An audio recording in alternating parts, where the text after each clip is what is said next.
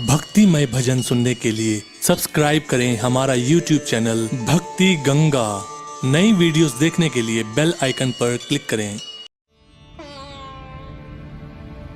एक थी वीराबली, 7 भाइयों की लाडली इकलौती बहन वीराबली। करवा चौथ का व्रत आया।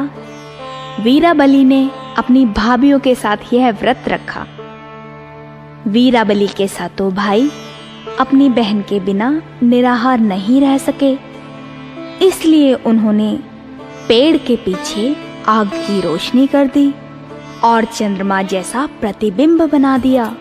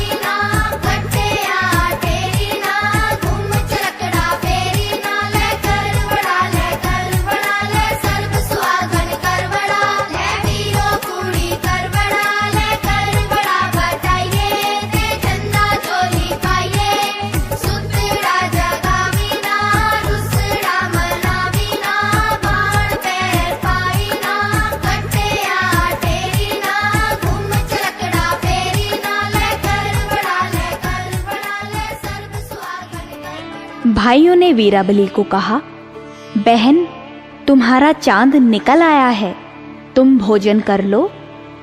वीराबली ने पूछा, मेरी भाभीयों का चांद तो अभी नहीं निकला, फिर मेरा चांद कैसे निकल आया?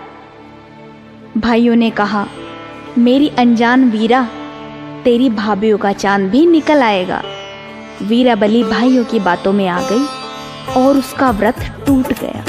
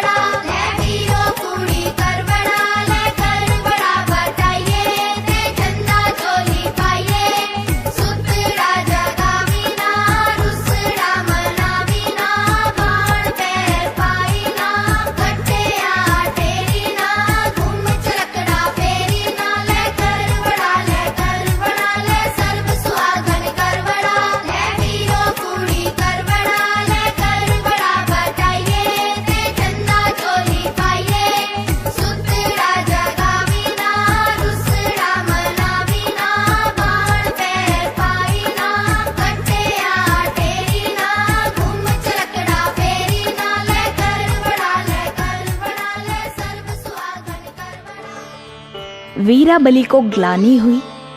उसने देखा उसके पति के सारे शरीर में सुइयां चुभ गई। इन सुइयों को निकालने में पूरा 1 वर्ष लग गया।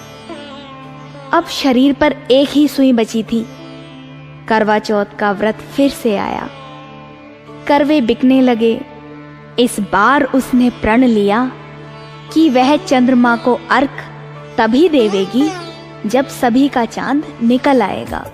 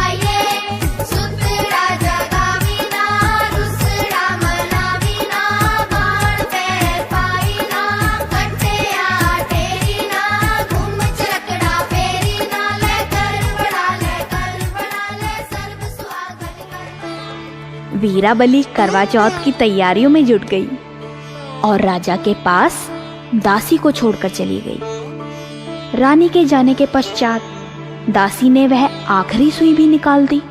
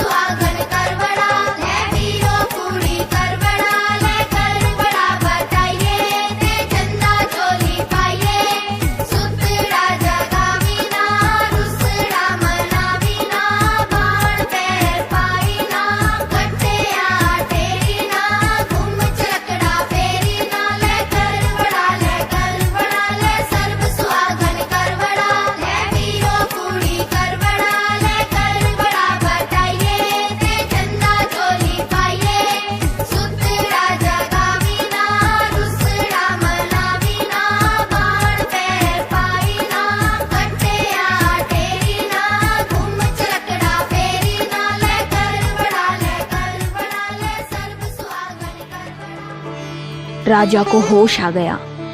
उसने समझा दासी ही मेरी रानी है। जब वीराबली महल में आई तो उसने देखा दासी तो रानी हो गई और रानी दासी जैसा जीवन गुजारने लगी। एक दिन राजा परदेश को गया।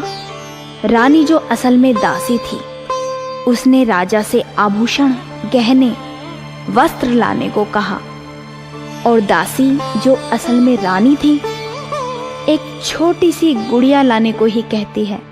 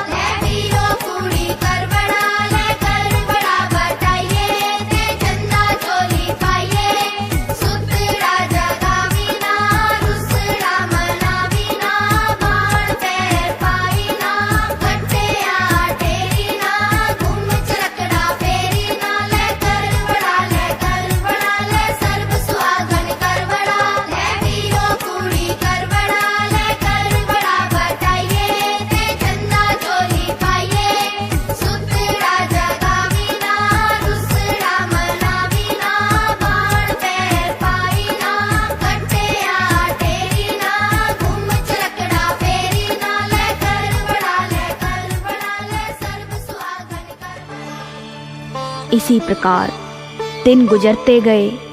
वीराबली अपनी गुड़िया के साथ ही दुख बांटने लगी। एक दिन राजा ने वीराबली को गुड़िया के साथ बोलते हुए देखा। वह सुना, वह कहती जाती थी, दासी से रानी हुई, रानी से हुई दासी, दासी से रानी हुई, रानी से हुई दासी। राजा ने जब यह सुना, वह समझ गया कि मेरी असली रानी यही है।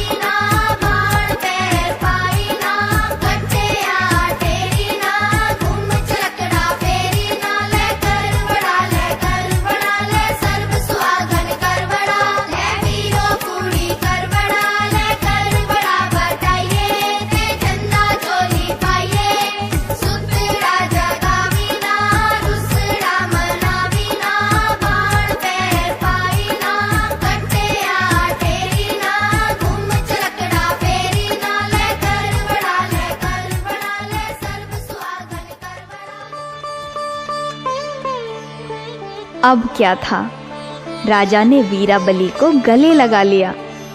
दासी फिर से रानी हो गई और रानी दासी। गणेश जी की असीम कृपा द्वारा वीराबली को उसका पति फिर से मिल गया। दोनों सुख से रहने लगे।